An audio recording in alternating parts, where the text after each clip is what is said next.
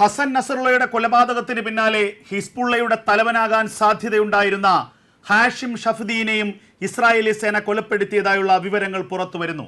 വ്യാഴാഴ്ച വൈകുന്നേരമാണ് ബെയ്റൂട്ടിന് സമീപമുള്ള ഭൂഗർഭ തുരങ്കത്തിലേക്ക് ഇസ്രായേലി ഡിഫൻസ് ഫോഴ്സിന്റെ ശക്തമായ വ്യോമാക്രമണം ഉണ്ടായത്.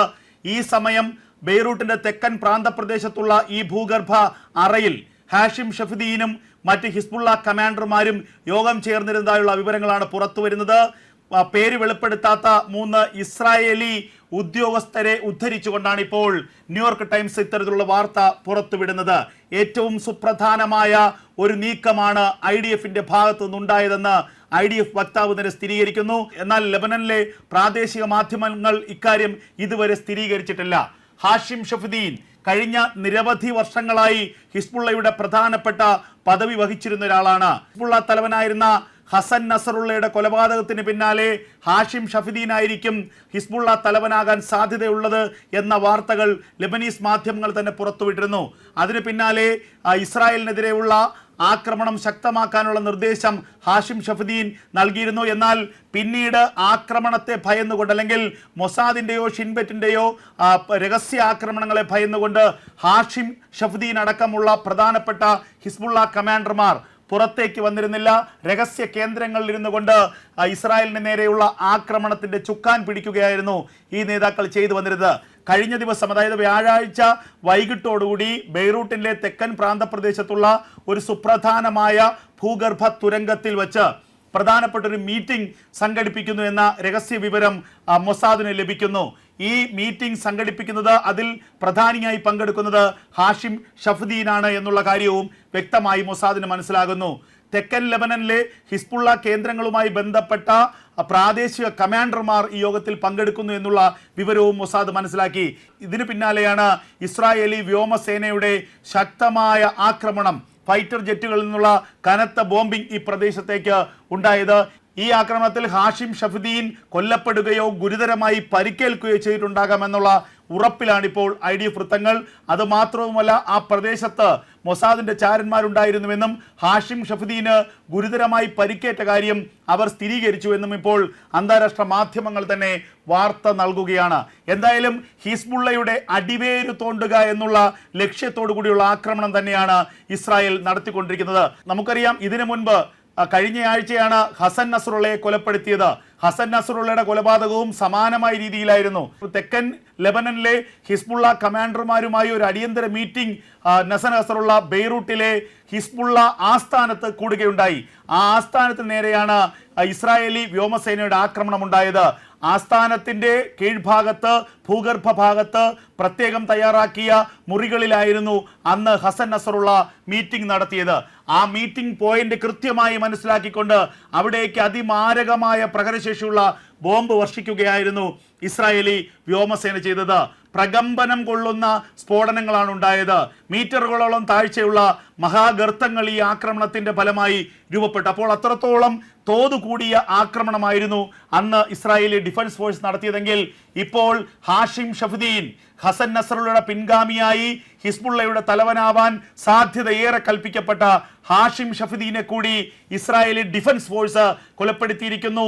ഇസ്രായേലിനെ വെല്ലുവിളിയാകാൻ സാധ്യതയുള്ള ഹിസ്ബുള്ളയുടെ ഓരോരോ തലവന്മാരെയായി തീർക്കുകയാണ് ഇസ്രായേലി സേന ചെയ്തുകൊണ്ടിരിക്കുന്നത്. ഒരു ഭാഗത്ത് ഹിസ്ബുള്ളക്കെതിരെയുള്ള ശക്തമായ ആക്രമണം തുടരുമ്പോൾ തന്നെ മറുഭാഗത്ത് ഹൂതികൾക്കും ഹമാസിനുമെതിരെയുള്ള ആക്രമണത്തിൽ നിന്ന് അല്പം പോലും പിന്നോട്ട് പോകുന്നില്ല ഇസ്രായേലി സേന എന്നുള്ള വിവരമാണ് പുറത്തു വരുന്നത്. ഏറ്റവും പ്രധാനപ്പെട്ട കാര്യം, ഹിസ്ബുള്ളയുടെ ഭാഗത്ത് നിന്ന്, തെക്കൻ ലെബനന്റെ ഭാഗത്ത് നിന്ന് ഇസ്രായേലിന് നേരെ നിരന്തരമായി റോക്കറ്റ് ആക്രമണം ഉണ്ടാകുന്നു എന്നുള്ളതാണ് മറ്റൊരു പ്രധാനപ്പെട്ട കാര്യം. 20 റോക്കറ്റുകളാണ് കഴിഞ്ഞ മണിക്കൂറുകളിൽ തെക്കൻ ലെബനനിൽ നിന്ന് ഇസ്രായേലിന്റെ വടക്കൻ മേഖലയിലേക്ക് തൊടുത്തുവിട്ടത്. എന്നാൽ 20 റോക്കറ്റുകളെയും അയൺ ഡോം സംവിധാനം നിർവീര്യമാക്കി. അപ്പർ ഗലീലിൽ അടക്കമുള്ള പ്രധാനപ്പെട്ട ഇസ്രായേൽ പ്രദേശങ്ങളിൽ കനത്ത സൈറനുകളാണ്, മുന്നറിയിപ്പ് സൈറനുകളാണ് മുഴങ്ങിക്കൊണ്ടിരിക്കുന്നത്. ഇന്റർസെപ്റ്ററിന്റെ പ്രവർത്തന ഫലമായിട്ട് അയക്കുന്ന റോക്കറ്റുകളിൽ ഒട്ടുമുക്കാലും നിർവീര്യമാകുന്നു. അത് ഇസ്രായേലിന്റെ ഭൂമി പരിധിയിലേക്ക്, ഭൗമ പരിധിയിലേക്ക് എത്തുന്നില്ല എന്നുള്ളതാണ് ഏറെ ശ്രദ്ധേയമായ കാര്യം. അതേസമയം ലെബനന്റെയും സിറിയയുടെയും അതിർത്തി പങ്കിടുന്ന മസ്ന അതിർത്തിയിലേക്ക് ഇസ്രായേലിന്റെ ശക്തമായ റോക്കറ്റ് ആക്രമണം ഉണ്ടായതായുള്ള വിവരങ്ങൾ പുറത്തു വരുന്നു. ഇന്ന് പുലർച്ചെയാണ് മസ്ന ബോർഡറിലേക്ക് ഇസ്രായേലിന്റെ വ്യാപകമായ റോക്കറ്റ് ആക്രമണം ഉണ്ടായത്. ഈ പ്രദേശങ്ങളാണ് പ്രധാനമായും ഇറാനിൽ നിന്ന് ആയുധം കടത്തുന്നതിന് വേണ്ടി ഹിസ്ബുള്ള ഉപയോഗിക്കുന്നത്. അതായത് തെക്കൻ ലെബനന്റെ വിവിധ പ്രദേശങ്ങളിൽ ഇസ്രായേലി സേന നിരീക്ഷണം ശക്തമാക്കിയതോടെ കഴിഞ്ഞ 1-2 ആഴ്ചക്കാലമായി മസ്ന അതിർത്തി വഴിയാണ് പ്രധാനമായും ഇറാനിൽ നിന്ന് ആയുധങ്ങൾ ഹിസ്ബുള്ളയ്ക്ക് എത്തുന്നത്. കഴിഞ്ഞ ആഴ്ച വൻതോതിലുള്ള ആയുധ ഇടപാട് ഇറാനും ഹിസ്ബുള്ളയും തമ്മിൽ നടന്നിരുന്നതായുള്ള വിവരങ്ങൾ ഇസ്രായേലി സേനയ്ക്ക് ലഭിച്ചിരിക്കുന്നു. ഈ സാഹചര്യത്തിലാണ് സിറിയയുമായി അതിർത്തി പങ്കിടുന്ന മസ്ന പ്രദേശത്ത് ഇന്ന് പുലർച്ചെ അതിശക്തമായ ആക്രമണം ഇസ്രായേലി സേന നടത്തിയത്. ലക്ഷക്കണക്കിന് ലെബനീസ് പൗരന്മാരാണ് മസ്ന അതിർത്തി വഴി സിറിയയിലേക്ക് പലായനം ചെയ്തത്. തെക്കൻ ലെബനനിലെ വിവിധ ഗ്രാമങ്ങളിൽ നിന്ന്, പ്രത്യേകിച്ച് 40ഓളം പട്ടണങ്ങളിലും ഗ്രാമങ്ങളിൽ നിന്നുള്ള ആളുകൾ കഴിഞ്ഞ 1-2 ആഴ്ചക്കാലമായി സിറിയയിലേക്ക് ഒഴുകുകയാണ്. ഈ മനുഷ്യർ പലായനം ചെയ്യുന്നതിന് ഒപ്പമാണ്, അതിൻ്റെ മറവിലാണ് വൻതോതിലുള്ള ആയുധങ്ങളും ഇറാനിൽ നിന്ന് ഹിസ്ബുള്ള കടത്തുന്നത്. ഇത് ഇസ്രായേലിന് വൻതോതിലുള്ള തലവേദന സൃഷ്ടിച്ചിരുന്നു. കാരണം 100 കണക്കിന് റോക്കറ്റുകളാണ് ഒരേ സമയം ഇസ്രായേലിലേക്ക് ഹിസ്ബുള്ള തൊടുത്തു വിടുന്നത്. അപ്പോൾ അത്രത്തോളം ആയുധശേഖരം ഹിസ്ബുള്ളയുടെ ഭാഗത്തുണ്ടോ എന്നുള്ള ഒരു സംശയം ഇസ്രായേലിനുണ്ടായിരുന്നു. എന്നാൽ പിന്നീടാണ് കാര്യങ്ങൾ ഇസ്രായേലിന് പിടികിട്ടിയത്. ഹിസ്ബുള്ളയ്ക്ക് ഓരോ ദിവസവും വൻതോതിലുള്ള റോക്കറ്റ് ശേഖരവും അതുപോലെ ഡ്രോൺ ശേഖരവും മിസൈൽ ശേഖരവും ഒക്കെ ഇറാനിൽ നിന്ന് ലഭിക്കുന്നുണ്ട്. ഈ ആയുധ വരവ് തടയുക എന്നുള്ളതാണ് ഇസ്രായേലിനെ സംബന്ധിച്ചുള്ള പ്രധാനപ്പെട്ട ലക്ഷ്യം. കാരണം ഹിസ്ബുള്ളയ്ക്ക് കയ്യിലുള്ള ആയുധങ്ങൾ തീർക്കുക എന്നുള്ളത് വലിയ കാര്യമല്ല. കാരണം ഹിസ്ബുള്ളയുടെ ആയുധശേഖരത്തിന്റെ 60% നേരത്തെ തന്നെ ആക്രമണത്തിലൂടെ ഇസ്രായേൽ നശിപ്പിച്ചിരുന്നു. പിന്നീട് ഹിസ്ബുള്ളയുടെ കയ്യിൽ എത്രത്തോളം ആയുധങ്ങൾ ഉണ്ടായിരിക്കാം എന്നത് സംബന്ധിച്ച് ഒരു കണക്ക് കൂട്ടൽ ഇസ്രായേലിനുണ്ടായിരുന്നു. എന്നാൽ ആ കണക്ക് കൂട്ടലിലൊക്കെ തെറ്റിച്ചുകൊണ്ടുള്ള ആക്രമണമാണ് ഓരോ ദിവസവും ഹിസ്ബുള്ളയിൽ നിന്ന്, ലെബനനിൽ നിന്ന് ഇസ്രായേലിന് നേരെ ഉണ്ടായിക്കൊണ്ടിരിക്കുന്നത്. ഈ ഘട്ടത്തിലാണ് ഈ ആയുധങ്ങൾ എവിടെ നിന്ന് ഹിസ്ബുള്ളയിലേക്ക് എത്തിച്ചേരുന്നു എന്നുള്ള അന്വേഷണം ഇസ്രായേൽ ആരംഭിച്ചത്. ആ അന്വേഷണം എത്തിപ്പെട്ടത് ഇറാനിലേക്കാണ്.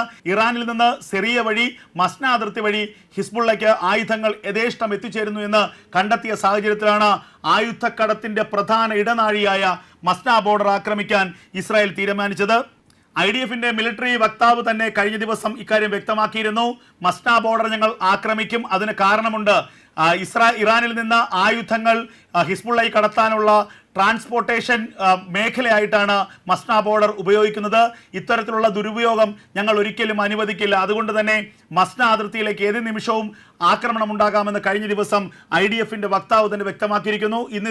ഇന്ന് പുലർച്ചെ ശക്തമായ വ്യോമാക്രമണം ഈ മസ്ന ബോർഡറിലേക്ക് ഇസ്രായേലി സേന നടത്തിയിരിക്കുകയാണ്. ഇറാനും സിറിയയും ലെബനനുമായി അതിർത്തി പങ്കിടുന്ന ഒരു മേഖലയാണ് മസ്ന ബോർഡർ. ഈ മേഖല വഴിയാണ് വൻതോതിലുള്ള ആയുധക്കടത്ത് നടത്തുന്നത് എന്ന് ഇസ്രായേൽ കണ്ടെത്തിയ സാഹചര്യത്തിലാണ് ഇപ്പോൾ മസ്ന ബോർഡറിലേക്ക് രൂക്ഷമായ ആക്രമണം ഇസ്രായേലി സേന നടത്തിയിരിക്കുന്നത്.